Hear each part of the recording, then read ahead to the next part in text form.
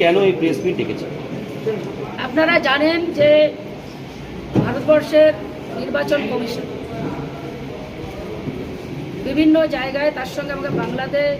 SIR যেটা করছে, তাতে আমাদের বুথ লেভেলের সমীক্ষায় তাতে আমাদের প্রচুর ভোটার, যারা আমাদের বিশেষ করে ওপার বাংলার মানুষ এবং মতুয়া সমাজের মানুষ এবং যারা ওপার বাংলা থেকে এসছে 2002 সালের পরে যে ডেটটা তারা ধরেছে, তাতে আমাদের লোকের প্রচুর মানুষের ভোট থাকবে। আমরা তার জন্য সাধারণ মানুষ এবং মতুয়া ভক্তদের জন্য যারা ওপার বাংলা থেকে এসছে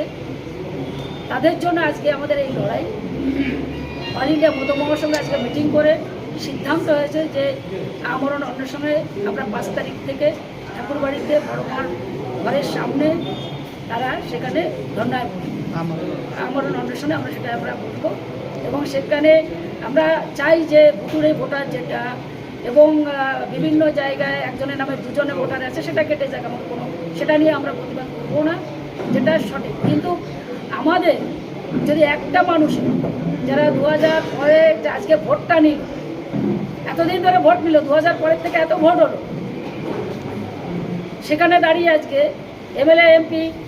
চিফ মিনিস্টার কোথাও আজকে আমাদের প্রধানমন্ত্রী হচ্ছে, কিন্তু আমাদের ভোটে হলো এখন বলছে যে তারা 2003 সালে যদি থাকে জন্ম সার্টিফিকেট না 11 রকমের ডকুমেন্ট যেটা চাইছে, এটা যদি না থাকে তাহলে তারা নাগরিকত্ব কেটে দিতে যাবে। তাহলে সেখানে দাঁড়িয়ে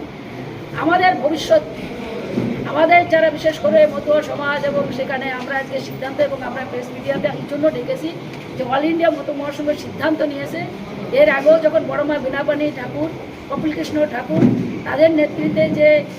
2003 সালে কালা কানুন করেছেন তার বিরুদ্ধে 2004 সালে অন্বেষণ করেছে। 2010 সাল থেকে একের পর এক আমরা আন্দোলন